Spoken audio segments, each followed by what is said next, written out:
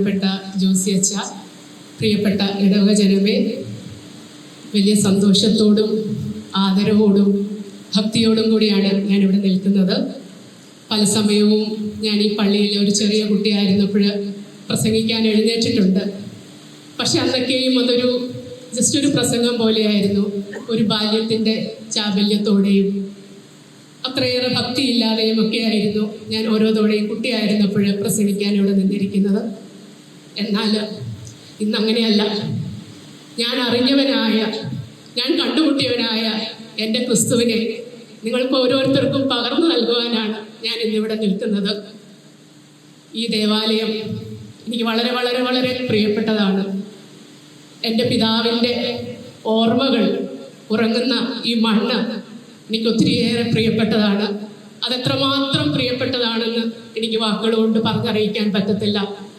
എൻ്റെ പിതാവിൻ്റെ കല്ലറയുള്ള ഈ മണ്ണ് മരണം വരെയും എനിക്ക് പ്രിയപ്പെട്ടതായിരിക്കും. ഒരു കുട്ടിയായിട്ട് ഞാൻ ഇവിടെയാണ് ജനിച്ചു വളർന്നത്. അച്ഛൻ പ്രത്യേകമായിട്ട് പറഞ്ഞതുപോലെ സൺഡേ സ്കൂൾ പഠിച്ചതും എല്ലാം ഇവിടെയാണ്. എന്നെ ഇവിടേക്ക് ക്ഷണിച്ച പ്രിയപ്പെട്ട ജോസി അച്ഛനെ ഈ നിമിഷം വളരെ നന്ദിയോടെ ഓർക്കുന്നു. ജോസി അച്ഛനാണ് എന്നെ വിളിച്ചതെങ്കിലും അച്ഛനിൽ മറഞ്ഞിരിക്കുന്ന ക്രിസ്തുവാണ് എന്നെ വിളിച്ചതെന്ന് വിശ്വസിക്കുവാനാണ് ഞാൻ ഇഷ്ടപ്പെടുന്നത്. ക്രിസ്തു വിളിക്കാതെ ആർക്കും അവനെ പ്രഘോഷിക്കാൻ സാധിക്കുകയില്ല. ക്രിസ്തു വിളിക്കാതെ ആർക്കും അവൻ്റെ സന്നിധിയിൽ നിൽക്കുവാൻ സാധിക്കുകയില്ല. ഞാൻ ഇങ്ങോട്ട് നടന്നു വരുമ്പോൾ ഞാൻ പറയുന്നത്, ക്രിസ്തുവേ, ഈശോയെ, എനിക്കൊന്നും അറിയില്ല, ഞാൻ നിന്റെ ഒരു ഉപകരണം മാത്രമാണ് കർത്താവേ. ഞാനിവിടെ നിൽക്കുമ്പോൾ കർത്താവേ, അവിടുന്ന് തന്നെ എൻ്റെ നാവിലൂടെ സംസാരിക്കണമേ. അവിടുന്ന് ആഗ്രഹിക്കാത്ത ഒരു വാക്കുപോലും എൻ്റെ നാവിൽ നിന്ന് വരാൻ കർത്താവേ ഇടവരരുതേ. എൻ്റെ ബുദ്ധിയെ, എൻ്റെ മനസ്സിനെ, എൻ്റെ നാവിനെ, എൻ്റെ ചിന്തകളെ കർത്താവെ അവിടുന്ന് ഏറ്റെടുക്കണമേ. ഈ പ്രാർത്ഥനയോടുകൂടിയാണ് ഞാനിവിടെ നിൽക്കുന്നത്. ഓരോ സ്ഥലത്ത് പോകുമ്പോഴും ഇതേ പ്രാർത്ഥനയോടുകൂടിയാണ് ഞാൻ പോകുന്നത്. പക്ഷെ ഒരിക്കൽ പോലും എൻ്റെ കർത്താവ് എന്നെ കൈവിട്ടിട്ടില്ല. എപ്പോഴും കൂടെ വരുന്നവനാണ് കർത്താവ്. കർത്താവെ, എനിക്ക് ചിലപ്പോൾ ഞാൻ പറയും, കർത്താവെ, എനിക്കിതൊന്നും പറയാനുള്ള കഴിവില്ല, എന്താണ് പറയേണ്ടതെന്ന് എനിക്ക് അറിഞ്ഞുകൂടാ, ഞാൻ ഒരു ഉപകരണം മാത്രമാണ്, നീ എൻ്റെ കൂടെ വരണമേ എന്ന് പറയുമ്പോൾ എൻ്റെ കൂടെ വരുന്നവനായ കർത്താവിനെയാണ് ഞാൻ എപ്പോഴും അനുഭവിക്കുന്നത്. എല്ലാത്തവണയും ഞാൻ അവനെ കാണുന്നു എന്ന് ഞാൻ പറയുന്നില്ല. പക്ഷെ പലപ്പോഴും ഞാൻ സംസാരിക്കുമ്പോൾ ഈ ഇടയിലിരിക്കുന്നവനായ കർത്താവിനെ ഞാൻ കാണാറുണ്ട്. എന്നെ നോക്കി ചിരിക്കുന്നവനായ കർത്താവിനെ ഞാൻ കാണാറുണ്ട്. എത്രമാത്രം സന്തോഷമാണ് ഞാൻ അവനെ കുറിച്ച് സംസാരിക്കുമ്പോഴെന്ന് അവൻ്റെ ചിരിയിൽ നിന്ന് വ്യക്തമാണ്. ചിലപ്പോഴൊക്കെ ഞാൻ പറയും, കർത്താവ് എന്താണ് പറയേണ്ടതെന്ന് അറിയില്ല. ചിലപ്പോൾ മുഴുവൻ ദിവസ ധ്യാനങ്ങൾ നയിക്കാനായിട്ട് എന്നെ വിളിക്കാറുണ്ട്. അപ്പോൾ ബാക്ക് ടു ബാക്ക് 1 മണിക്കൂർ ആരാധന, 1 മണിക്കൂർ പ്രൈസ് ആൻഡ് വർഷിപ്പ്, 1 മണിക്കൂർ ടോക്ക്, ഇങ്ങനെ കണ്ടിന്യൂസ് ആയിട്ട് പറയേണ്ടി വരുമ്പോൾ എന്താണ് ഈ ജനത്തിന് പകർന്നു കൊടുക്കേണ്ടതെന്ന് അറിയാൻ മേലാതെ കർത്താവേ എന്ന് വിളിക്കുമ്പോൾ എൻ്റെ കൂടെ നിന്ന് എന്നെ സഹായിക്കുന്നവനായ കർത്താവിനെയും ഞാൻ പലപ്പോഴും കണ്ടിട്ടുണ്ട്. അതെനിക്ക് വാക്കുകൾ കൊണ്ട് പറഞ്ഞറിയിക്കാൻ മേൽ അതൊരു വിശ്വാസത്തിൻ്റെ മേഖലയാണ്. അവൻ ഇവിടെ നിൽക്കുന്നതും ബൈബിളിലെ ഓരോ വചനങ്ങൾ എന്നെ കാണിച്ചു തരുന്നതും അത് ഞാൻ വായിക്കുകയും ആ നിമിഷം തന്നെ സ്പോണ്ടേനിയസ് ആയിട്ട് ഒന്നും പ്രിപ്പയർ ചെയ്യാതെ അതിൻ്റെ ആ ഉൾരഹസ്യങ്ങൾ എൻ്റെ വായിലൂടെ സംസാരിക്കുന്നതും ഞാൻ അനുഭവിച്ചിട്ടുണ്ട്. എല്ലാത്തോടെയും അങ്ങനെയാണെന്ന് ഞാൻ പറയുന്നില്ല. പക്ഷെ പലപ്പോഴും ഞാൻ അവനെ കണ്ടിട്ടുണ്ട്.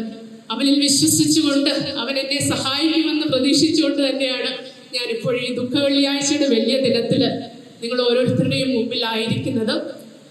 ഞാൻ പല ദുഃഖ വെള്ളിയാഴ്ച ധ്യാനങ്ങൾക്കും ഞങ്ങൾ ബാംഗ്ലൂരിലാണ്. ബാംഗ്ലൂരിൽ ഞാനൊരു അച്ഛൻ പറഞ്ഞതുപോലെ ഞാനൊരു സോഫ്റ്റ്വെയർ എഞ്ചിനീയറായിട്ട് ജോലി ചെയ്തു. ദൈവം ദാനമായി ഞങ്ങൾക്ക് 5 മക്കളെ തന്നിട്ടുണ്ട്. എൻ്റെ അമ്മയും മമ്മിയും ഞങ്ങളോടൊപ്പമാണ്. അപ്പോൾ ഞങ്ങൾ വലിയൊരു ഫാമിലിയാണ്. സന്തോഷത്തോടെ അവിടെ കഴിയുന്നു. എൻ്റെ ജോലി എന്ന് പറഞ്ഞാൽ വളരെ തിരക്കേറിയ ജോലിയാണ്. സോഫ്റ്റ്വെയർ എഞ്ചിനീയറായിട്ട് ജോലി ചെയ്യുന്ന പലർക്കും അറിയാമായിരിക്കും. മൺഡേ ടു ഫ്രൈഡേ എനിക്ക് ഒന്നിനും സമയമില്ല. അപ്പോൾ പലരും ചോദിക്കും, എങ്ങനെയാണ് നിധി വലിയൊരു ഫാമിലിയുടെ കാര്യം ചെയ്തിട്ട് സുവിശേഷവും ചെയ്ത് യൂട്യൂബിൽ വീഡിയോയും ചെയ്ത് ജോലിയും ഒക്കെ മാനേജ് ചെയ്യുന്നത് എങ്ങനെയാണെന്ന് ചോദിക്കും. പക്ഷേ എനിക്കതിനൊന്നും ഒരു ഉത്തരമില്ല. ദൈവം സമയത്തിൻ്റെയും നാഥനാണ് എന്ന് മാത്രമേ ഞാൻ പറയുകയുള്ളൂ.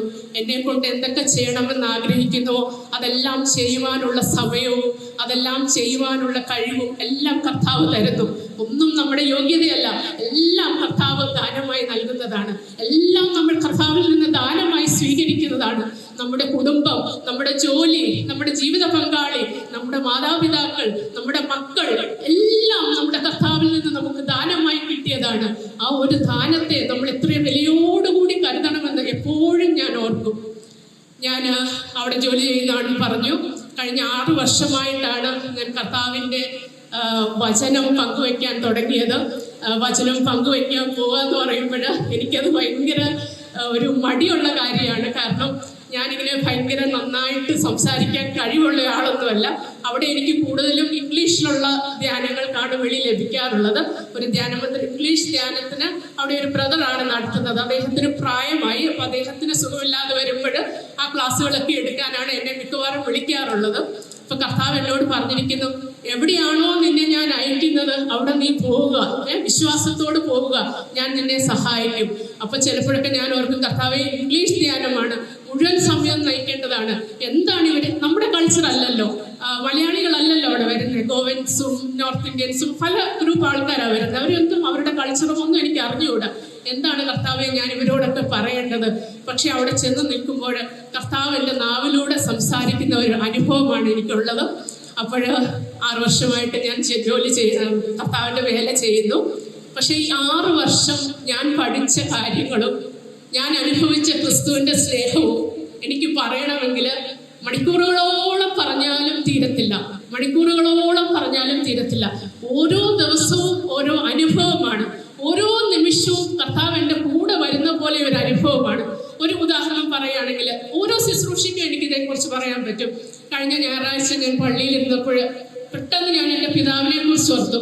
അവൻ്റെ ഓർമ്മകൾ എൻ്റെ മനസ്സിലേക്ക് വല്ലാതെ തിങ്ങി വന്നു. കാരണം ഞാൻ ഈ ആഴ്ച കല്ലിക്കത്ര പള്ളിയിൽ വരുന്നത് കൊണ്ടായിരിക്കാം. എൻ്റെ പിതാവിനെ കുറിച്ച് ഓർത്തിട്ട് ഞാൻ പറഞ്ഞു, ഡാഡി ഞാൻ വരുന്നുണ്ട് കല്ലിക്കത്ര പള്ളിയിലേക്ക്. ഡാഡിയുടെ പ്രിയ സ്നേഹിതനായ ജോസി അച്ഛൻ എന്നെ വിളിച്ചിട്ടുണ്ട്, ഞാൻ വരുന്നുണ്ടെന്ന് പറഞ്ഞു ഡാഡിയോട്. നിങ്ങൾക്കറിയാമോ, അന്ന് വചനം വായിക്കുന്നത് യാക്കോബ് തന്റെ മകനായ യോസഫിനെ അനുഗ്രഹിക്കുന്ന ഒരു വലിയ അനുഗ്രഹമുണ്ട്. ഉൽപ്പത്തിയുടെ പുസ്തകം 41-ാം അധ്യായത്തിൽ നമ്മൾ വായിക്കും. എനിക്കത് മുഴുവനും കാണാതെ അറിയത്തില്ല, സമയക്കുറവുകൊണ്ട് ഞാൻ വായിക്കുന്നുമില്ല. പുരോഹിതൻ ആൾക്കാരയിൽ നിന്ന് വായിക്കുന്നത് ആ അനുഗ്രഹമാണ്, പിതാവിന്റെ അനുഗ്രഹമാണ്. നിന്റെ പിതാവിന്റെ അനുഗ്രഹം നിത്യപർവ്വതത്തിന്റെ ഔദാര്യത്തെക്കാളും ശാശ്വതഗിരികളുടെ അനുഗ്രഹത്തെക്കാളും അതീതമാണ്. അത് ജോസഫിന്റെ തലയിൽ ഇരിക്കുന്നു എന്ന് പറഞ്ഞ് ജേക്കബ് തന്റെ മകനായ ജോസഫിനെ അനുഗ്രഹിക്കുന്ന ഒരു വലിയ അനുഗ്രഹമുണ്ട്. ആ അനുഗ്രഹമാണ് അച്ഛനന്ന് വായിച്ചത്. ഞാൻ എൻ്റെ ഡാഡിയെ കുറിച്ച് ആലോചിച്ചുകൊണ്ടിരുന്നപ്പോൾ ആ അനുഗ്രഹം കേട്ടപ്പോൾ എനിക്ക് ഭയങ്കര സന്തോഷം തോന്നി. അദ്ദേഹം ഈ ലോകത്തിൽ നിന്ന് മാറിപ്പോയെങ്കിലും എൻ്റെ ജീവിതത്തിന്റെ എല്ലാ സുപ്രധാന സമയങ്ങളിലും അദ്ദേഹം എൻ്റെ കൂടെ ഉണ്ട്. അദ്ദേഹത്തിൻ്റെയും എൻ്റെയും പള്ളിയിലേക്ക് ഞാൻ കടന്നു വരുന്ന ഈ നിമിഷം അദ്ദേഹം എന്നെ അനുഗ്രഹിച്ചാണ് അയക്കുന്നത്. അതുപോലെ തന്നെ ഞാൻ ഇന്ന് രാവിലെ ഒറ്റയ്ക്കാണ് വന്നത്. സാധാരണ എല്ലായിടത്തും എൻ്റെ ഹസ്ബൻഡും കൂടി ആയിട്ടാണ് പോകുന്നത്. അദ്ദേഹത്തിന് വരാൻ പറ്റാത്തത് കൊണ്ടും പ്രത്യേകമായ സാഹചര്യങ്ങളായതുകൊണ്ടും ഇന്ന് വരാൻ പറ്റിയില്ല. അതുകൊണ്ട് ഞാൻ ഒറ്റയ്ക്കാണ് വന്നത്. അപ്പം ഞാൻ വരുമ്പോൾ ഞാൻ ഈശോയോട് പറയുക, എനിക്ക് അച്ഛനെ കണ്ട് തലയിലൊന്ന് കൈവച്ച് പ്രാർത്ഥിക്കണം. എനിക്ക് അറിഞ്ഞിട്ടില്ലല്ലോ കല്ലിക്കത്ര പള്ളിയിലെ സമയവും രീതികളും ഒക്കെ. ഞാൻ ഒത്തിരി 25 വർഷത്തോളമായി പോയിട്ട്. അപ്പൊ എനിക്ക് അതിന് സാധിക്കണം എന്ന പ്രാർത്ഥനയോടുകൂടി ഞാൻ ഗേറ്റ് കടന്ന് വരുമ്പോൾ എനിക്കെതിരായി വരുന്ന ജോസി അച്ഛനെയാണ് ഞാൻ കാണുന്നത്. ഞാൻ അച്ഛൻ്റെ അടുത്ത് ചെന്നു, അച്ഛനെൻ്റെ തലയിൽ കൈവച്ച് കുറേ നേരം പ്രാർത്ഥിച്ചു. ഞാൻ പറഞ്ഞു, എൻ്റെ ഈശോയെ, എൻ്റെ ഒരു ചെറിയ ആഗ്രഹത്തെ പോലും നീ മാനിക്കുന്നുണ്ടല്ലോ. ഞാൻ അച്ഛനെ കാണണമെന്ന് പറഞ്ഞപ്പോൾ നീ തന്നെ അച്ഛനെ അയച്ച്. ഞാൻ കയറി വരുമ്പോൾ അച്ഛൻ്റെ ഓപ്പോസിറ്റ് വരുവാണ്. അങ്ങനെയാണല്ലോ കർത്താവേ നീ എന്നെ അയക്കുന്നതെന്ന്. അതുപോലെ ഓരോ കാര്യങ്ങളും പറഞ്ഞാൽ എനിക്ക് പറഞ്ഞു തീർക്കാൻ പറ്റത്തില്ല.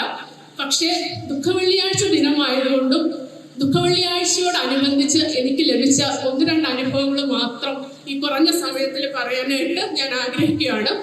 എനിക്ക് അധികം സമയം അനുവദിച്ച് തന്നിട്ടില്ല. അപ്പോഴൊരിക്കൽ ഞാൻ ഈ ശുശ്രൂഷ തുടങ്ങിയ സമയത്ത് എൻ്റെ ഒരു ഫ്രണ്ട്, എൻ്റെ ഒരു സീനിയറാണ്, എൻ്റെ കോളേജിൽ സീനിയറായിട്ട് പഠിച്ച ഒരു വ്യക്തിയാണ്. അദ്ദേഹം എന്നെ വിളിച്ചിട്ട് പറഞ്ഞു, നിധി, ഞാൻ നിധിയുടെ യൂട്യൂബ് വീഡിയോസ് ഒക്കെ കാണാറുണ്ട്, എനിക്ക് ഭയങ്കര ഇഷ്ടപ്പെട്ടു അതിലൊരു വീഡിയോ. അപ്പോൾ ഒരു കാറ്റഗിസം റിട്രീറ്റ് കർണാടക സംസ്ഥാനത്തെ എല്ലാ പള്ളികളിലുമുള്ള സൺഡേ സ്കൂളിലെ കുട്ടികൾക്ക് ഒരു കാറ്റഗിസം റിട്രീറ്റ് നടത്തണം. അതൊരു വലിയ റിട്രീറ്റാണ്. കോവിഡ് ആയതുകൊണ്ട് നമ്മൾ ഓൺലൈനാണ് നടത്തുന്നത്. അപ്പം നിധിക്ക് അത് എടുക്കാൻ പറ്റുമോ? ഇംഗ്ലീഷിലുള്ള റിട്രീറ്റാണ്. പരിശുദ്ധ ബലി കഴിഞ്ഞിട്ട് അൾത്താരയിൽ പോയിട്ട് അവിടെ നിന്നുകൊണ്ട് ആ റിട്രീറ്റ് എടുക്കണം പിള്ളേർക്ക് എന്ന് പറഞ്ഞു. അപ്പം എനിക്ക് ഭയങ്കര ഞാൻ അങ്ങനെയൊന്നും ചെയ്തിട്ടില്ല. ഒരു യൂട്യൂബ് ലൈവ് കർണാടകയിലെ എല്ലാ പള്ളികളിലേക്കും പോകുന്നു, ഇംഗ്ലീഷിൽ പറയണം. പക്ഷെ എന്നെ ശക്തിപ്പെടുത്തനായ കർത്താവ് പറഞ്ഞു, ഞാനാണ് നിന്നെ അയച്ചിരിക്കുന്നത്. O Ephraim, what have I to do with idols? It is I who answer and look after you. I am an evergreen cypress for you. From you comes my reward. From you comes my fruit. എന്ന് പറഞ്ഞ് എന്നെ ശക്തിപ്പെടുത്തി അയക്കുന്ന എൻ്റെ കർത്താവ് പറഞ്ഞു, നീ ധൈര്യമായിട്ട് പോവുക. ആദ്യത്തെ 3 ദിവസത്തെ റിട്രീറ്റ് ആണ് എന്നോട് പറഞ്ഞത്. 2ാമത്തെ ദിവസത്തെ 3ാമത്തെ ദിവസം റിട്രീറ്റ് നിധി എടുക്കണം. ഓരോ മണിക്കൂർ ക്ലാസ് ഉണ്ട്. പിന്നെ അഡറേഷൻ, പരിശുദ്ധ ബലി, ക്ലാസ്, അഡറേഷൻ, അങ്ങനെയാണ്. അപ്പം അദ്ദേഹം എന്നോട് പറഞ്ഞ ഉടനെ തന്നെ എനിക്ക് ആദ്യത്തെ ടോപ്പിക് എൻ്റെ മനസ്സിൽ വളരെ കൃത്യമായിട്ട് ഓർമ്മ വന്നു, കൃത്യമായിട്ട് തെളിഞ്ഞു വന്നു. ദൈവത്തിന്റെ പരിശുദ്ധാത്മാവ്, ഹോളി സ്പിരിറ്റ്. പിള്ളേരെന്ന് പറഞ്ഞാൽ തീരെ കൊച്ചു പിള്ളേരല്ല, 13 വയസ്സ് തൊട്ട് 17 വയസ്സ് ടീനേജേഴ്സ് ആയിട്ടുള്ള പിള്ളേരാണ്, 12 വയസ്സ് തൊട്ട് 17 വയസ്സ് വരെ. അപ്പം ഹോളി സ്പിരിറ്റിനെ കുറിച്ചാണ് ഇവരോട് സംസാരിക്കേണ്ടത്. ഒത്തിരി കാര്യങ്ങൾ എൻ്റെ മനസ്സിലേക്ക് ആരോ ചിട്ടപ്പെടുത്തി തരുന്ന പോലെ വന്നു. 2ാമത്തെ ടോപ്പിക്ക് ഞാൻ എത്ര ആലോചിച്ചിട്ടും എൻ്റെ മനസ്സിലേക്ക് യാതൊരു ഐഡിയയും കിട്ടുന്നില്ല. കർത്താവേ, എന്താണ് ഞാൻ 2ാമത്തെ ടോപ്പിക്ക് എടുക്കേണ്ടത്? അവസാനം ആ ടോപ്പിക്ക് കൊടുക്കേണ്ടതിന് 4 ദിവസം മുമ്പും എനിക്ക് ആ ടോപ്പിക്കിനെ പറ്റി ഒരു ക്ലാരിറ്റി കിട്ടുന്നില്ല.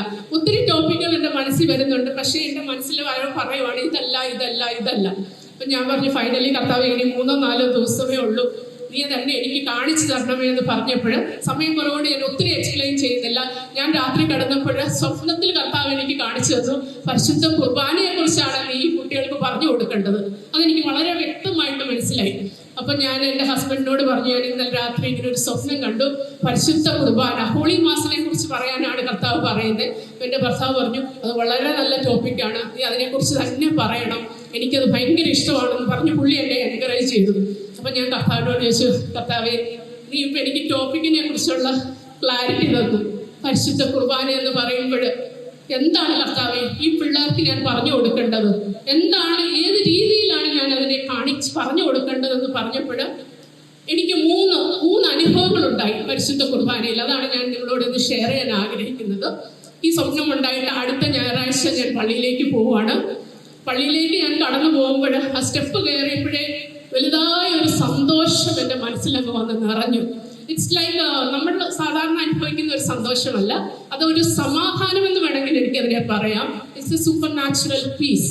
ആ ഒരു പീസ് വന്ന് എൻ്റെ ഹൃദയത്തിൽ അങ്ങ് നിറഞ്ഞിട്ട് എൻ്റെ ഹൃദയം ഇങ്ങനെ കുതിച്ച് ചാടുകയാണ്.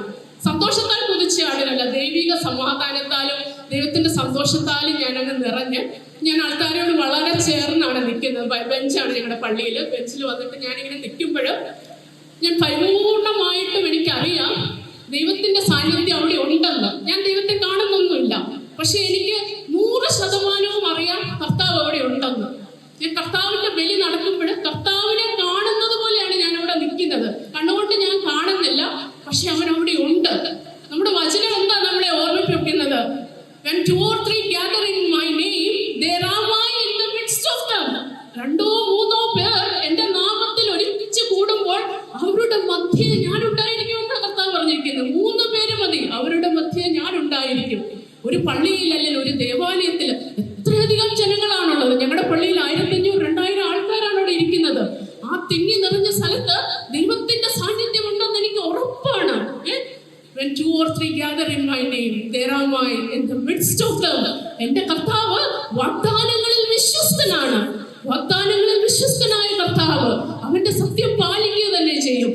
ഏതൊരു ധ്യാനത്തിന് പോകുമ്പോൾ ഞാൻ അവിടുത്തെ ജനങ്ങളോട് പറയും, നിങ്ങൾ ദൈവസന്നിധിയിൽ ഇരിക്കുന്നത് പോലെ ഇരിക്കണം. നിങ്ങൾ കാണുന്നില്ലെങ്കിലും ഞാൻ കാണുന്നില്ലെങ്കിലും നമ്മളെ കാണുന്നവനായ കർത്താവ് നമ്മുടെ മധ്യേ ഉണ്ട്.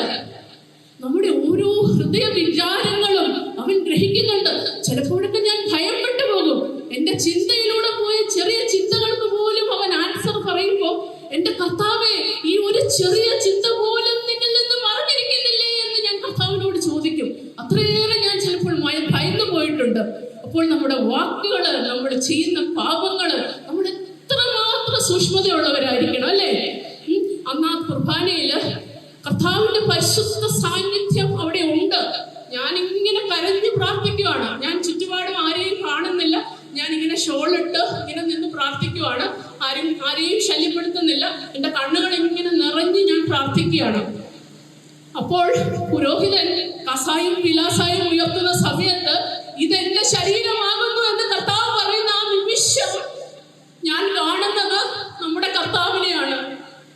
അന്ത്യ അത്താഴ വേളയില് അവിടുന്ന് തന്റെ പരിശുദ്ധമായ ശരീരം എടുത്തിട്ട്, ആ പരിശുദ്ധ അപ്പം എടുത്തിട്ട്, ഇതെന്റെ ശരീരമാകുന്നു എന്ന് പറഞ്ഞ്, നിങ്ങൾക്ക് വേണ്ടി മുറിയപ്പെടാൻ പോകുന്ന എന്റെ ശരീരമാകുന്നു എന്ന് പറഞ്ഞ എന്റെ ക്രിസ്തുവിനെയാണ് ഞാൻ ആ നിമിഷം കാണുന്നത്. നിങ്ങൾക്ക് വേണ്ടി ചിന്തപ്പെടാൻ പോകുന്ന എന്റെ രക്തമാണെന്ന് പറഞ്ഞ് തന്റെ വീര്യപാത്രം ഉയർത്തിയ ക്രിസ്തുവിനെയാണ് ഞാൻ ആ നിമിഷം കാണുന്നത്. ഞാൻ മറ്റൊന്നും കണ്ടില്ല. എന്റെ കർത്താവേ, എന്റെ പാപങ്ങൾക്ക് വേണ്ടിയാണല്ലോ നീ മുറിയപ്പെട്ടത്, എന്റെ പാപങ്ങൾക്ക് വേണ്ടിയാണല്ലോ നീ കുരിശ് ചിന്തിയത് എന്ന് പറഞ്ഞ് ഞാൻ അവിടെ നിന്ന് കരഞ്ഞു. നമ്മുടെ പരിശുദ്ധ ബലിയില് കർത്താവിന്റെ സജീവ സാന്നിധ്യമുണ്ട്. നമ്മൾ കണ്ടില്ലെങ്കിലും അവനവിടെ ഉണ്ട്. അടുത്ത നിമിഷം ഞാൻ കാണുന്നത് എന്താണെന്ന് അറിയാമോ? അൾത്താരയിൽ നിന്ന് ഇറങ്ങി വരുന്ന എന്റെ കർത്താവിനെയാണ് ഞാൻ കാണുന്നത്. അവന്റെ മുഖത്തേക്ക് നോക്കാൻ പോലും ഞാൻ ധൈര്യപ്പെട്ടില്ല. അവന്റെ മുഖം ഞാൻ കാണുന്നില്ല. ആ മുഖത്തേക്ക് നോക്കാൻ പോലും ഞാൻ ധൈര്യപ്പെടുന്നില്ല. ഞാൻ കാണുന്നത് അവന്റെ പാദങ്ങളാണ്. എന്തു ഭംഗിയാണെന്നോ അവന്റെ പാദങ്ങൾ കാണാൻ. His feet, he's so beautiful. ഒരു ചെളിയോ പൊടിയോ കറയോ ഒന്നുമില്ലാത്ത മനോഹരമായ പാദങ്ങൾ. ഞാൻ ആ പാദങ്ങളിലേക്ക് നോക്കി അടുത്ത നിമിഷം കരഞ്ഞു. ഈ മനോഹരമായ പാദങ്ങൾ അടുത്ത നിമിഷം എന്റെ പാപങ്ങൾക്ക് വേണ്ടി കുത്തി തുളയ്ക്കപ്പെടും. That beautiful feet will be pierced for my sins. ഇപ്പോൾ ഞാൻ കാണുന്ന ഈ മനോഹരമായ പാദം, it will be disfigured for my sins. എന്റെ പാപങ്ങൾക്ക് വേണ്ടി. ഞാൻ എന്റെ എന്ന് പറയുമ്പോൾ ഓരോരുത്തരും നിങ്ങളുടേത് എന്ന് പറയണം. ആ ക്രിസ്തുവിനെ നമുക്ക് പേഴ്സണലായി സ്നേഹിക്കുവാനും കാണുവാനും സാധിക്കണം. അതുകൊണ്ടാണ് ഞാൻ നമ്മുടെ എന്ന് പറയാത്തത്. എന്റെ ക്രിസ്തു എന്ന് പറയാൻ എനിക്ക് സാധിക്കണം. ഈ ഭൂമിയിൽ ഒരു വ്യക്തി മാത്രമേ ഉണ്ടായിരുന്നുവെങ്കിൽ പോലും ആ ക്രിസ്തു ആ മനുഷ്യനെ രക്ഷിക്കുവാൻ വേണ്ടി മനുഷ്യാവതാരം സ്വീകരിച്ച് താഴെ വരുമായിരുന്നു. എനിക്കും നിങ്ങൾക്കും പേഴ്സണലി സ്നേഹിക്കുന്ന ദൈവമാണ്. ഞാൻ എപ്പോഴും എന്റേതെന്ന് പറയുന്നത് എനിക്ക് അവനോടുള്ള ആത്മബന്ധം കൊണ്ടാണ്. നിങ്ങളെ ഒരു പാർഷ്യാലിറ്റിയും ദൈവത്തിനില്ല. ദൈവത്തിന് മുഖപക്ഷമില്ല കേട്ടോ. ദൈവത്തിന് മുഖപക്ഷമില്ല. അവിടുന്ന് എല്ലാവരെയും സ്നേഹിക്കുന്നു. ഞാൻ എന്റേതെന്ന് പറയുമ്പോൾ നിങ്ങൾ വിചാരിക്കരുത് എന്റേതെന്ന്. നിങ്ങൾ ഓരോരുത്തരുടെയും ക്രിസ്തുവാണ്. നമ്മളെ ഒന്നാം കൽപ്പന എന്താണ് പഠിപ്പിക്കുന്നത്? ഞാൻ നിന്റെ ദൈവമായ കർത്താവാകുന്നു. നിന്റെ ദൈവമായ കർത്താവിനെ പൂർണ്ണ ഹൃദയത്തോടും പൂർണ്ണ ആത്മാവോടും പൂർണ്ണ ശക്തിയോടും കൂടെ സ്നേഹിക്കുവാൻ സാധിക്കണം. ദൈവമാണോ നിങ്ങളുടെ ഒന്നാമത്തെ സ്നേഹം? ക്രിസ്തുവാണോ നിങ്ങളുടെ ഒന്നാമത്തെ സ്നേഹം? അതോ ഏതെങ്കിലും സ്നേഹം ക്രിസ്തുവിന് പകരമുണ്ടോ? ദുഃഖവെള്ളിയാഴ്ചയുടെ ദിവസത്തില് നമുക്ക് നമ്മുടെ ആത്മാവിനെ, നമ്മുടെ മനസ്സാക്ഷിയെ, നമ്മുടെ ചിന്തകളെ നമുക്ക് ശോധന ചെയ്യാം. ഞാൻ തെറ്റുകളൊന്നും പറയുന്നില്ല. ഒന്നാമത്തെ കൽപ്പനയാണ് ഞാൻ പറഞ്ഞത്. നിന്റെ ദൈവമായ കർത്താവിനെ പൂർണ്ണാത്മാവോടും പൂർണ്ണ മനസ്സോടും പൂർണ്ണ ശക്തിയോടും കൂടെ സ്നേഹിക്കണം. നമുക്കത് സ്നേഹിക്കുവാൻ സാധിക്കുന്നുണ്ടോ? അങ്ങനെ നമുക്ക് സാധിക്കുമെങ്കിൽ എന്റെ കർത്താവെന്ന് എനിക്ക് ധൈര്യപൂർവ്വം പറയാം. ഞാൻ ഈ അൾത്താരയിൽ ഇവിടെ നിൽക്കുമ്പോൾ, ഈ പരിശുദ്ധ ദേവാലയത്തിലായിരിക്കുമ്പോൾ എനിക്ക് നല്ല ഉറപ്പോടെ പറയാം, എന്റെ ദൈവത്തിന്റെ സ്നേഹത്തിന് പകരം വയ്ക്കുവാൻ മറ്റൊരു സ്നേഹമില്ല. എന്നെ വളരെയധികം ജീവനേക്കാളധികം സ്നേഹിക്കുന്ന ഒരു ഭർത്താവുണ്ട് എനിക്ക്. എന്നോടൊരിക്കലും വഴക്ക് പറയാത്ത, എന്നോടൊരിക്കലും ബഹുമാനമില്ലാതെ സംസാരിക്കാത്ത, എന്നോട് ഇന്നുവരെയും വഴക്കുണ്ടാക്കാത്ത, ഞാൻ വഴക്കുണ്ടാക്കിയാൽ പോലും തിരിച്ച് വഴക്കുണ്ടാക്കാത്ത, എന്നോട് വളരെ കമ്പാഷനും സ്നേഹവും ഉള്ള ഒരു ഭർത്താവ് എനിക്കുണ്ട്. എന്നെ അമ്മ എന്ന് വിളിക്കുന്ന 5 പൊന്നോമന മക്കൾ എനിക്കുണ്ട്. നീയാണ് എന്റെ കുടുംബത്തിന്റെ ഭാഗ്യം എന്ന് പറയുന്ന ഒരു അമ്മായിയമ്മ എനിക്കുണ്ട്. എന്നെ ജീവനേക്കാളും അധികമായി സ്നേഹിക്കുന്ന ഒരു അമ്മയും എനിക്കുണ്ട്. പക്ഷേ ഈ സ്നേഹങ്ങളുടെ ഒന്നും വില ഞാൻ കുറയ്ക്കുന്നില്ല. എല്ലാം ഞാൻ എന്റെ കർത്താവിൽ നിന്ന് സ്വീകരിച്ച സ്നേഹങ്ങളാണ്. പക്ഷേ ആ സ്നേഹങ്ങളെല്ലാം അവിടെ ഇരിക്കുമ്പോഴും അതെല്ലാം എന്റെ രണ്ടാമത്തെ സ്നേഹമാണ്.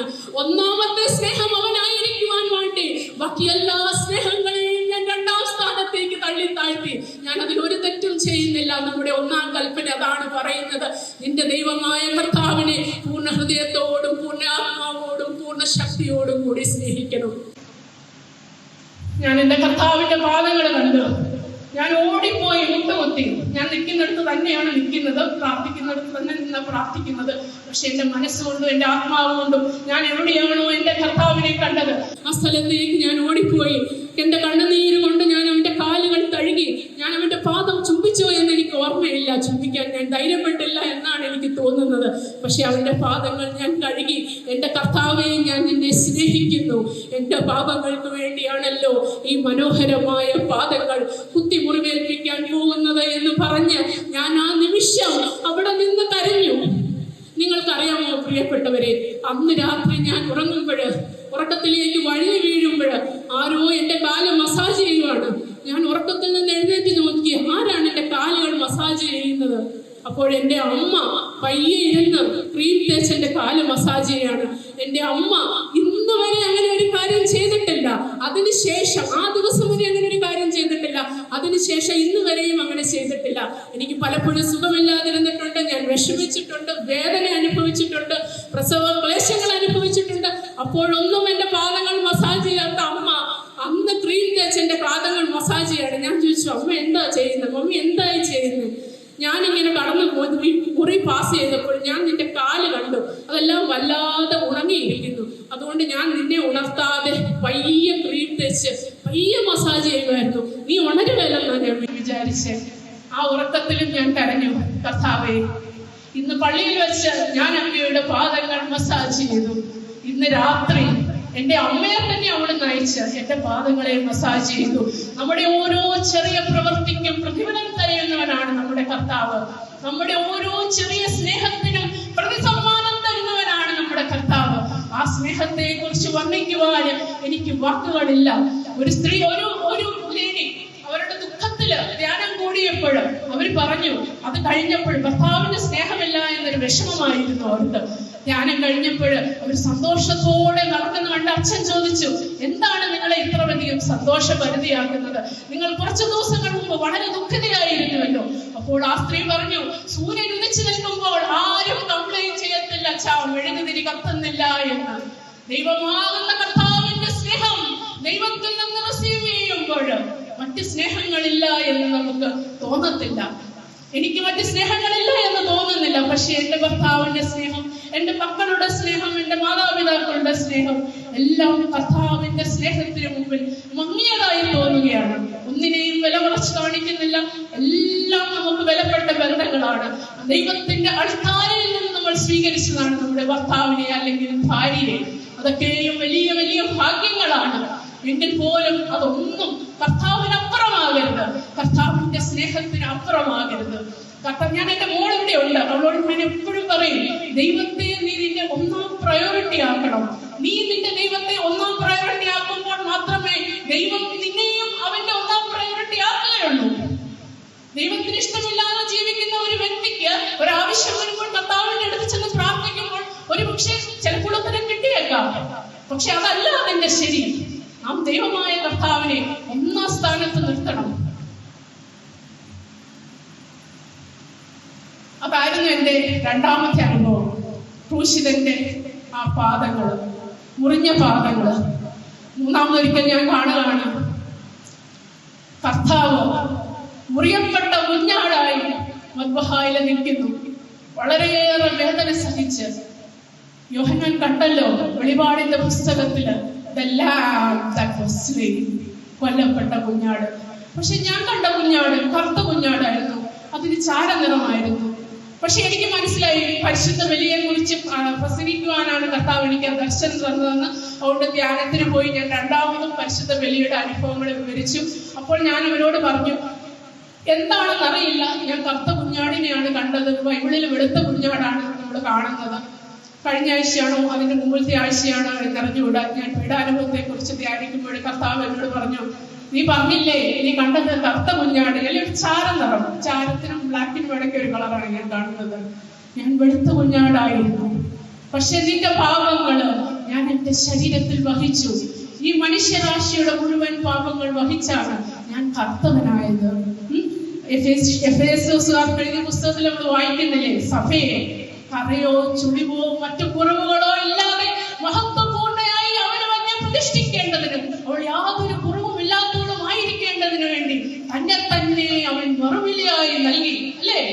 ഞാൻ പലപ്പോഴും ആലോചിക്കുമായിരുന്നു, കർത്താവ് എന്തിനാണ് യോഹന്നാനിൽ നിന്ന് the baptism of repentance, മാനസാന്തരത്തിന്റെ സ്നാനം സ്വീകരിച്ചതെന്ന്. പക്ഷെ പിന്നീട് എനിക്ക് മനസ്സിലായി, He identified himself with sinners. അവൻ അവിടെ നിൽക്കുമ്പോൾ അവൻ എനിക്ക് വേണ്ടിയാണ് നിന്നത്.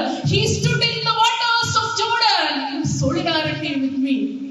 എന്റെ solidarity with me. എന്റെ പാപങ്ങൾ വഹിച്ചുകൊണ്ടാണ് കുഞ്ഞാട് യോഹന്നാനിൽ നിന്ന് ആ സ്നാനം സ്വീകരിച്ചത്. എന്തോ വലിയ സ്നേഹമാണല്ലേ. എന്നെ ഒരു വെളുത്ത കുഞ്ഞാടാക്കാൻ വേണ്ടി എന്റെ കർത്താവ് കറുത്ത കുഞ്ഞാടായി മുറിയപ്പെട്ടവനായി. അന്ന് ഞാൻ ഒത്തിരി കരഞ്ഞു. കർത്താവെ, കുരിശിന്റെ ചുവട്ടിൽ നിന്ന് അമ്മയെയും ആ സഹോദരിമാരെയും എല്ലാം ഞാൻ ഓർത്തിട്ട് ഞാൻ കർത്താവിനോട് പറഞ്ഞു, കർത്താവെ, ഞാനും അവിടെ ഉണ്ടായിരുന്നെങ്കിൽ ഞാൻ നിന്നെ ആശ്വസിപ്പിക്കുമായിരുന്നു. കർത്താവ് ഒന്ന് ചിരിച്ചതല്ലാതെ അതിന് മറുപടി ഒന്നും പറഞ്ഞില്ല. ഓരോരുത്തർക്കും എന്തൊക്കെ സാധിക്കുമെന്ന് കർത്താവിന് നന്നായിട്ട് അറിയാം. അവരുടെ ശക്തിക്കനുസരിച്ച് മാത്രമേ ദൈവം കുരിശുകൾ നൽകുകയുള്ളൂ. എന്റെ 4ാമത്തെ അനുഭവം, ആ കുട്ടികളോട് എന്ത് പറയണമെന്ന് ചോദിച്ചപ്പോൾ കർത്താവ് തന്ന 4ാമത്തെ അനുഭവം, എനിക്ക് അധികം സമയമില്ലാത്തത് കൊണ്ട് ഞാനിത് സ്കിപ്പ് ചെയ്യാമെന്ന് വിചാരിച്ചതാണ്.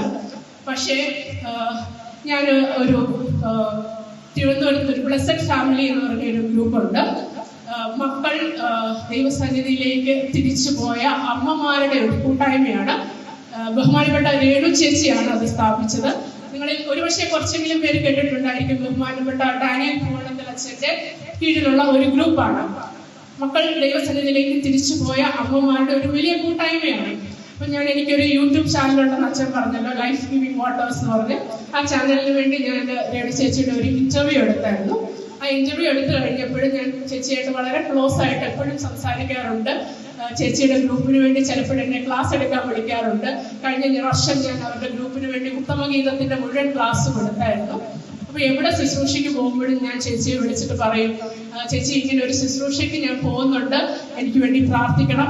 എൻ്റെ നാവിലൂടെ പരിശുദ്ധാത്മാവ് തന്നെ സംസാരിക്കാനായിട്ട് ചേച്ചി പ്രാർത്ഥിക്കണം. അപ്പൊ ചേച്ചി പ്രാർത്ഥിച്ച് അനുഗ്രഹിച്ചൊരു വചനം അയച്ചു തരും. ഒരിക്കലും ചേച്ചി എന്നോട് എന്ത് പറയണമെന്നോ ഒന്നും പറയാറില്ല. പക്ഷെ ഇത്തവണ മാത്രം ചേച്ചി എന്നോട് എടുത്തു പറഞ്ഞു, നിധി അവിടെ ആയിരിക്കുമ്പോൾ പരിശുദ്ധ അമ്മയുടെ വ്യാകുലങ്ങളെ കുറിച്ച് നിധി അവരോട് പറഞ്ഞു കൊടുക്കണം. നമ്മുടെ അമ്മ എന്തുമാത്രം സങ്കടപ്പെട്ടു എന്ന് നിധി അവരോട് പറയണം. ആ സമയത്ത് ആ ആൾത്താരയിലായിരിക്കുമ്പോൾ ബ്ലെസ്സഡ് ഫാമിലിയിലുള്ള എല്ലാ അമ്മമാരെയും നിധി മനസ്സിലോർക്കണം. ഞങ്ങളെ കുറിച്ച് ഒന്നും പറയണ്ട, പക്ഷെ അമ്മയുടെ വ്യാകുലം അവരോട് പറയണമെന്ന് പറഞ്ഞു. അതുകൊണ്ട് ഞാൻ ഇത് സ്കിപ്പ് ചെയ്യാമെന്ന് വിചാരിച്ചതാണെങ്കിൽ പോലും രേണു ചേച്ചി അമ്മയോട് അങ്ങനെ പറഞ്ഞതുകൊണ്ട് എനിക്ക് തോന്നി അത് എന്നോട് ഹോളി സ്പിരിറ്റ് ആണ് പറയുന്നത്. അതുകൊണ്ട് ഞാൻ പറയുവാണ്, കർത്താവിന്റെ സാന്നിധ്യം പരിശുദ്ധ അൾത്താരയിലുള്ളത് പോലെ തന്നെ നമ്മുടെ അമ്മയും പരിശുദ്ധ അൾത്താരയിലുണ്ട് കേട്ടോ. നമ്മുടെ അമ്മയ്ക്ക് വേണ്ടി അമ്മയോട് മധ്യസ്ഥ പ്രാർത്ഥനയൊക്കെ യാചിക്കാറുണ്ടല്ലോ. ഒത്തിരിയേറെ അത്ഭുതങ്ങൾ ചെയ്ത ആളുകൾ പറയാറുണ്ടല്ലോ. പക്ഷെ എനിക്ക് മനസ്സിലായത് അമ്മയുടെ സാന്നിധ്യം അവിടെ ഉണ്ടെന്നാണ്. കാരണം പരിശുദ്ധ ബലി കഴിഞ്ഞിട്ട് ഞാനിങ്ങനെ ആ അൾത്താര ക്രോസ് ചെയ്ത് പോകുമ്പോൾ ഞങ്ങളുടെ അൾത്താരയിൽ സൈഡിലായിട്ടാണ് ടേബിൾ ഇട്ടിരിക്കുന്നത്. ആ ടേബിളിൽ നിന്ന് പരിശുദ്ധ അമ്മ എല്ലാം അറേഞ്ച് ചെയ്ത് വെക്കുകയാണ്. കാസായും വിലാസയും എല്ലാം അറേഞ്ച് ചെയ്യാണ്. എന്നെ കണ്ട ഉടനെ അമ്മ തിരിഞ്ഞ് എന്നെ ഇങ്ങനെ നോക്കിയിട്ട് എന്നോട് ഒരു കാര്യം പറഞ്ഞു, ഈ ഒരു കാര്യം അടുത്ത ആഴ്ച സംഭവിക്കും. അപ്പം അത് സംഭവിക്കാൻ യാതൊരു ചാൻസും ഇല്ല, ഞാൻ അതൊട്ടും എക്സ്പെക്ട് ചെയ്യുന്നില്ല. അപ്പം അമ്മ എന്നോട് പറഞ്ഞു ഇങ്ങനെ സംഭവിക്കും. അപ്പം ഞാൻ എൻ്റെ മനസ്സിലോർക്കുക, അങ്ങനെ ഒരു കാര്യം സംഭവിക്കാൻ ഒരു ചാൻസും ഇല്ലല്ലോ എന്നൊക്കെ മനസ്സിൽ വിചാരിച്ചു. പക്ഷെ അടുത്ത വ്യാഴാഴ്ച തന്നെ ആ കാര്യം സംഭവിക്കും. അമ്മ എന്നോട് പറഞ്ഞത് എൻ്റെ ഓഫീസിലെ ഒരു പുതിയ പ്രോജക്റ്റിലേക്ക് എന്നെ ഇടുവന്നു. അപ്പൊ ഞാൻ ഒത്തിരി വർഷങ്ങളായിട്ട് സെയിം പ്രോജക്റ്റിലായിരുന്നു. അപ്പോൾ വേറൊരു പ്രോജക്റ്റിലേക്ക് അടുത്ത ആഴ്ച തന്നെ ഇടുമ്പോൾ നമുക്ക് പുതിയ പ്രോജക്റ്റിലേക്ക് പോകുമ്പോൾ ഒത്തിരി കൂടുതൽ കാര്യങ്ങൾ പഠിക്കാറുണ്ട്. I was not very comfortable with that idea, so I didn't want to go to a new project. പക്ഷെ അമ്മ പറഞ്ഞു, അത് വരുമ്പോൾ നീ ദൈവത്തിന്റെ കയ്യിൽ നിന്ന് സ്വീകരിച്ച പോലെ സ്വീകരിക്കണം, it will be good for you എന്നാണ് പറഞ്ഞത്. അടുത്ത വ്യാഴാഴ്ച തന്നെ എന്റെ മാനേജറെ വിളിച്ചിട്ട് പറഞ്ഞു, പുതിയ പ്രോജക്റ്റിലേക്ക് പോവാണ്. അമ്മ എന്നോട് പറഞ്ഞതുകൊണ്ട് ഞാൻ സമാധാനത്തോടും സന്തോഷത്തോടും കൂടെ പോയി. പക്ഷെ അതല്ല ഞാൻ ഇവിടെ പറയാൻ ഉദ്ദേശിച്ചത്. പരിശുദ്ധ അമ്മ അൾത്താരയിലുണ്ട് കേട്ടോ. കാൽവരി മലമുകളില് അവൾ ദിവ്യപുത്രനോടൊപ്പം ഉണ്ടായിരുന്നു അല്ലേ? അവസാനം വരെയും അവൾ പുത്രനോടൊപ്പം നിന്നു. So she has every right to be there in the altar also. പരിശുദ്ധ ബലിയില് തന്റെ ശരീരവും രക്തവും ദൈവത്തിന്റെ ശരീരവും രക്തവുമായി മാറപ്പെടുന്ന ആ അവസരത്തില് തന്റെ അമ്മ അവിടെ ഉണ്ടായിരിക്കേണ്ടത് ന്യായമാണ് എന്ന് പുത്രൻ തീരുമാനിച്ചു.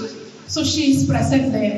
എപ്പോഴും നമ്മൾ ഓരോ ബലിയിലും നമ്മൾ വിചാരിക്കേണ്ടത് എൻ്റെ കർത്താവിന്റെ സജീവ സാന്നിധ്യം അവിടെയുണ്ട്, എൻ്റെ അമ്മ അവിടെയുണ്ട്. നമ്മുടെ ദുഃഖങ്ങളൊക്കെ നമുക്ക് അവരോട് പറയാം. നമ്മുടെ ജീവിത ബലികളെ അവന് കാഴ്ചവെക്കാം. നമ്മളൊക്കെയും ജീവിതത്തിൽ ചിലപ്പോൾ ഓരോ പ്രശ്നങ്ങളിലൂടെയും പ്രതിസന്ധികളിലൂടെയും ടെൻഷനിലൂടെയും ഒക്കെ പോകുന്നവരായിരിക്കും അല്ലേ? അപ്പൊ നമ്മുടെ ചെറുതും വലുതുമായ ജീവിത ബലികളെ കർത്താവിന് അങ്ങ് സറണ്ടർ ചെയ്യുക. എന്റെ ഒരു അനുഭവം ഞാൻ നിങ്ങളോട് പറയാം. എല്ലായ്പ്പോഴും അവനത് സ്വീകരിച്ചിട്ട് അതുപോലെ വരണമെന്നില്ല. കാരണം എനിക്ക് കല്യാണം കഴിഞ്ഞ് 4 വർഷം കഴിഞ്ഞാണ് കുട്ടികൾ ഉണ്ടായത്. 2 വർഷം കഴിഞ്ഞപ്പോൾ ഞാൻ ഓർത്തു എനിക്ക് കുട്ടികൾ ഒരു പക്ഷേ ഉണ്ടാകത്തില്ലായിരിക്കും, അത് ദൈവത്തിന്റെ ഹിതമായിരിക്കും എന്ന് ഞാൻ വിചാരിച്ചു. അപ്പൊ ഞാൻ കർത്താവിനോട് പറഞ്ഞു, കർത്താവേ, മക്കളില്ല എന്നൊരു അവസ്ഥയാണെങ്കിൽ എനിക്ക് വേണ്ടി പ്ലാൻ ചെയ്തിരിക്കുന്നെങ്കിൽ സങ്കടമുണ്ട്, വിഷമമുണ്ട്, എങ്കിലും അത് നിന്റെ ഹിതമാണെങ്കിൽ ഞാനത് സ്വീകരിക്കാമെന്ന് ഞാൻ കർത്താവിനോട് പറഞ്ഞു. പക്ഷെ അത് അവന്റെ ഹിതമല്ലായിരുന്നു. എന്റെ ബലിയെ അവൻ സ്വീകരിച്ചു, അതിനെ കഴുകി വിശുദ്ധീകരിച്ചു. ഒരു കുഞ്ഞിനെ ചോദിച്ച് എനിക്ക് 5 കുഞ്ഞുങ്ങളെ തന്ന് അതിനെ മാഗ്നിഫൈ ചെയ്തിട്ട് ഞാൻ സമർപ്പിച്ചാൽ എന്റെ ജീവിത ബലിയെ തിരിച്ചു തന്നവനാണ് കർത്താവ്. ചില ബലികൾ കർത്താവ് സ്വീകരിക്കും അല്ലേ? ഈ എബ്രഹാമിന്റെ ബലി സ്വീകരിച്ച കർത്താവ് ഐസക്കിനെ തിരിച്ചു കൊടുത്തു. മറിയത്തിന്റെ ബലി സ്വീകരിച്ച കർത്താവ് യേശുവിനെ തിരിച്ചു കൊടുത്തില്ല, ദുഷ്മരണത്തിന് വിട്ടുകൊടുത്തു. ചിലപ്പോൾ നമ്മളെ വിട്ടുകൊടുക്കുമായിരിക്കാം, പക്ഷേ ആ സമയവും ദൈവത്തിന്റെ പീസ് നമ്മളെ വിട്ടു പോകത്തില്ല. കഴിഞ്ഞ 3 ആഴ്ചകൾക്ക് മുമ്പുണ്ടായ ഒരു സംഭവം ഞാൻ നിങ്ങളോട് പറയാം. സമയം കുറവുകൊണ്ട് ഞാൻ കൂടുതൽ പറയുന്നില്ല, എനിക്ക് മറന്നുപോയി എത്ര സമയമുണ്ടെന്നൂടെ. സമയം കുറവുകൊണ്ട് ഞാൻ വളരെ ചുരുക്കത്തിൽ പറയാം. ഒരു മേഖലയെ കുറിച്ച് ഞാൻ ഓർത്തു, കർത്താവെ, ഞാൻ പൂർണ്ണമായിട്ട് ഇതിനെ സമർപ്പിച്ചിട്ടില്ല. എന്റെ മനസ്സിൽ വരുവാണ്. ഞാൻ അൾത്താരയിലും ബലി കഴിഞ്ഞപ്പോൾ കർത്താവിന്റെ സന്നിധിയിൽ ഇരുന്നുകൊണ്ട് അതിനെ സമ്പൂർണ്ണമായി കർത്താവിന് സമർപ്പിച്ചു. എന്റെ ദൈവമേ, ഞാൻ പരിപൂർണമായി സമർപ്പിക്കുന്നു. ഞാൻ നേരത്തെ സമർപ്പിക്കാൻ മറന്നുപോയ ഈ മേഖലയെ കർത്താവെ, നിന്റെ ഇഷ്ടത്തിന് ഞാൻ പൂർണ്ണമായി വിട്ടു തരുന്നു എന്ന് പറഞ്ഞുകൊണ്ട് ഞാൻ അവന് സമർപ്പിച്ച ആ നിമിഷം നിങ്ങൾക്കറിയാമോ, അടുത്ത ആഴ്ച തന്നെ തിരിച്ചടി ഉണ്ടായി അവിടെ. അതിനെ കുറിച്ച് ഞാൻ വിഷമിച്ചപ്പോൾ എന്റെ കർത്താവിന്റെ സ്വരം ഞാൻ ഹൃദയത്തിൽ കേൾക്കുവാണ്. 3 പ്രാവശ്യമേ ഞാൻ അത്ര കൃത്യതയോടെ അവന്റെ സ്വരം കേട്ടിട്ടുള്ളൂ. എന്റെ ഹൃദയത്തോട് സംസാരിക്കുന്ന കർത്താവിന്റെ സ്വരം. Don't you know that there is pain in every sacrifice? എല്ലാ ബലിയിലും വേദനയുണ്ടെന്ന് നിനക്ക് അറിഞ്ഞുകൂടെ? നീ എനിക്ക് സമർപ്പിച്ച ഈ കുഞ്ഞു ബലിയിലും അതാണ് നീ വേദന അനുഭവിക്കുന്നത്. Don't you know that there is pain in every sacrifice? എനിക്കറിയാം കർത്താവേ, ബലഹീനതയാൽ വിഷമിച്ചതാണ് കർത്താവേ. കർത്താവേ, ഇനിമേൽ ഞാൻ അതിനെ കുറിച്ച് വിഷമിക്കുന്നില്ല, പൂർണ്ണമായി ഞാൻ അങ്ങേക്ക് വിട്ടുതരുന്നു. ആ ബലിയും കർത്താവ് സ്വീകരിച്ചു. പക്ഷെ അവൻ ആ ബലിയിൽ നിന്ന് എന്നെ വീണ്ടും കർത്താവ് രക്ഷപ്പെടുത്തി. അവൻ സ്വീകരിച്ചെങ്കിലും അവൻ നഷ്ടപ്പെടുത്തിയില്ല. അമ്മയാകാനുള്ള എന്റെ ബലിയെ സ്വീകരിച്ച കർത്താവ് 5 മക്കളെ തന്ന് തിരിച്ചു തന്നതുപോലെ ഈ ജീവിത ബലിയും അവിടുന്ന് സ്വീകരിച്ചില്ല. പക്ഷെ ചിലപ്പോഴൊക്കെ നമ്മൾ സമർപ്പിക്കുന്ന ബലികൾ അവൻ സ്വീകരിക്കുമായിരിക്കും. ഞാൻ രേണു ചേച്ചിയുടെ കാര്യം ഓർക്കുകയാണ്. രേണു ചേച്ചി വളരെ നല്ല വ്യക്തിയായിരുന്നു, ഒത്തിരിയേറെ പ്രാർത്ഥിക്കുന്ന വ്യക്തിയായിരുന്നു. ചേച്ചിയുടെ മോനെ എടുത്തപ്പോൾ ദൈവം തിരിച്ചു കൊടുത്തില്ല. പക്ഷേ ചേച്ചിയിലും ആ ഓരോ അമ്മമാരിലും എന്റെ ക്രിസ്തു കാണുന്നത് തന്റെ അമ്മയെ തന്നെയാണ്. അവരുടെ ജീവിത ബലികളില് അവൻ കാണുന്നത്, ഈ അമ്മമാരുടെ ജീവിത ബലികളില് അവൻ കാണുന്നത് തന്റെ അമ്മയുടെ ദുഃഖത്തെയാണ്. അത്രയും സ്നേഹത്തോടും കരുതലോടും കൂടെയാണ് അവരെ ഓരോരുത്തരെയും അവൻ ചേർത്ത് പിടിക്കുന്നത്. ചിലപ്പോഴൊക്കെ നമ്മൾ വിഷമിക്കും, കർത്താവെ, എന്തുകൊണ്ട് എനിക്കിത് സംഭവിച്ചു എന്ന് ചോദിക്കും. അപ്പോഴൊക്കെയും ക്രൂശിതനായ കർത്താവെ നോക്കുക, അവനെ നമ്മുടെ ഒന്നാമത്തെ സ്നേഹമാക്കുക. ഞാൻ പറഞ്ഞതുപോലെ ഞാനൊരു ഭയത്തോടും വിറയലോടും കൂടിയാണ് കർത്താവിന്റെ സന്നിധിയിലായിരിക്കുന്നത്. എന്നെ കാണുന്നവനായ കർത്താവിനെ ഞാനും കാണുന്നു. പലപ്പോഴും പ്രിയപ്പെട്ടവരെ, ഞാൻ വെറുതെ പറയുകയല്ല, എങ്കിലും ഞാൻ ഭയത്തോടും വിറയലോടും കൂടിയാണ് നിൽക്കുന്നതെങ്കിലും അവൻ പലപ്പോഴും ഒരു സ്നേഹിതനോട് എന്നതുപോലെയാണ്, അല്ലെങ്കിൽ ഒരു സ്നേഹിതയോട് എന്നതുപോലെയാണ് എന്നോട് സംസാരിക്കുന്നത്. അവനത് ആഗ്രഹിക്കുന്നു. അതിനു വേണ്ടിയാണ് അവൻ മനുഷ്യനായി പിതാവിൽ നിന്ന് മനുഷ്യനായി വന്നത്. അവന്റെ പിതാവിനോട് പറഞ്ഞു, "You are my son, today I have begotten you." നീ എന്റെ പുത്രനാണ്, ഇന്ന് ഞാൻ നിന്നെ ജനിപ്പിച്ചിരിക്കുന്നു എന്ന് പറഞ്ഞിട്ട് പുത്രനെ ലോകത്തിലേക്ക് അയച്ച ക്രിസ്തു. എന്താണ് ക്രിസ്തുവിന്റെ പിതാവിനോട് പറഞ്ഞത്? "You are a priest forever according to the order of Melchizedek." മെൽക്കീസേദെക്കിന്റെ ക്രമപ്രകാരം നീ എന്നേക്കും മഹാപുരോഹിതനാണ്. ആ മഹാപുരോഹിതനാകാൻ എന്റെ ക്രിസ്തുവിന് തന്റെ ദേഹമാകുന്ന അങ്കി ചീന്തേണ്ടി വന്നു. വളരെയേറെ പാടുപീടുകൾ സഹിച്ചാണ് എന്റെ ക്രിസ്തു ആ ഇറ്റേണൽ ഹൈ പ്രീസ്റ്റ് ആയത്, ഈ സദേക്കിന്റെ ക്രമപ്രകാരം എന്നേക്കും മഹാപുരോഹിതനാകുവാനുള്ള വിളി ലഭിച്ചവനായ ക്രിസ്തു അതിനെതിരെ പോകാനുള്ള എല്ലാ പ്രലോഭനങ്ങളും ഉണ്ടായിരുന്നു. കർത്താവേ, ഞാൻ എന്ത് പറയണം? ഈ മണിക്കൂർ മാറിപ്പോകണമെന്നോ? ഇല്ല, ഈ മണിക്കൂറിന് വേണ്ടിയാണല്ലോ ഞാൻ ഇവിടേക്ക് വന്നതെന്ന് പറഞ്ഞ് കുരിശിനെ പണിയവനായ ക്രിസ്തു, ആ ക്രിസ്തുവിനെയാണ് നമ്മൾ പിടിച്ചെല്ലേണ്ടത്. ഞാൻ എന്താണ് പറഞ്ഞു വന്നതെന്നുകൂടെ മറന്നു. അതെ, മഹാപുരോഹിതനായ ക്രിസ്തു, ആ പൗരോഹിത്യത്തിന്റെ പിന്തുടർച്ചക്കാരാണ് ഓരോ പുരോഹിതരും. എനിക്ക് വലിയ സ്നേഹമാണ് ഈ കുപ്പായത്തോട്, എനിക്ക് വലിയ ബഹുമാനമാണ് ഈ കുപ്പായത്തോട്. ഒരിക്കല് യേശുവിനെ വഹിച്ചുകൊണ്ട് ഒരു പുരോഹിതൻ പോയപ്പോൾ ആ സക്രാരിയിലേക്ക് എത്തുവാൻ എന്റെ കൈകൾ എത്താത്തത് കൊണ്ട് കുപ്പായത്തിൽ പിടിച്ച് ഞാൻ പ്രാർത്ഥിച്ചു. എന്റെ മോൾ ഒറ്റ മോളാണ്, എനിക്കൊരു മകനെ കൂടെ തരണമേ എന്ന് പ്രാർത്ഥിച്ചപ്പോൾ 3 ആഴ്ചക്കുള്ളിൽ എന്റെ മകൻ സാമുവൽ കൺസീവായി. ഞാൻ അവന് സാമുവൽ എന്ന് പേരിട്ടത് അന്ന പ്രാർത്ഥിച്ചതുപോലെ ഞാൻ പ്രാർത്ഥിച്ചു എന്നതുകൊണ്ടാണ്. ഒരിക്കൽ ഞാൻ കന്നഡ ശുശ്രൂഷകർക്ക് ഒരു ധ്യാനം എടുക്കുമായിരുന്നു. ധ്യാനം കഴിഞ്ഞപ്പോൾ ഒരു വ്യക്തി കൂടി വന്ന് എന്നോട് ചോദിച്ചു, സിസ്റ്റർ, നിങ്ങൾ പറഞ്ഞു നിങ്ങൾക്ക് 5 കുട്ടികളാണ്, എത്ര ആൺകുട്ടിയും എത്ര പെൺകുട്ടിയും ഉണ്ട്? I said I have 3 sons and 2 daughters. When you were speaking, Holy Spirit talked to my heart and he gave Samuel 2:21.